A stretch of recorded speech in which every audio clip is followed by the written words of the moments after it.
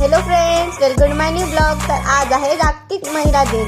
तर या निमित्तानं आमच्या कॉलेजमध्ये होते प्रोग्राम आणि आम्ही मीटिंगला पण आलो होतो। खूप सारे जण येऊन होते, पाहुणे मंडळी यायचेच होते। मॅडम तर बघत होती कोण कोण आले कोण कोण नाही। त्याच्यानंतर पाहुणे मंडळींचं स्वागत झालं आणि त्यांच्यासाठी स्पेशल स्वागत गीत या तिघींनी म्हणलं। खूप छान म्हटलं।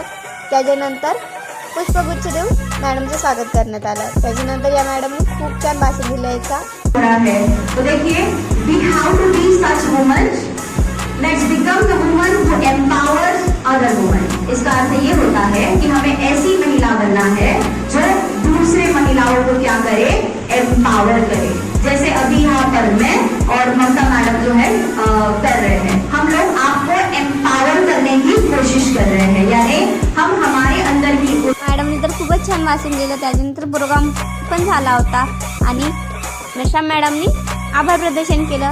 या मुलीसाठी तीन मुली लागून होत्या फोटो काढायसाठी बघा। आणि मग आम्ही घरी यासाठी निघालो। माझा ब्लॉग नक्कीच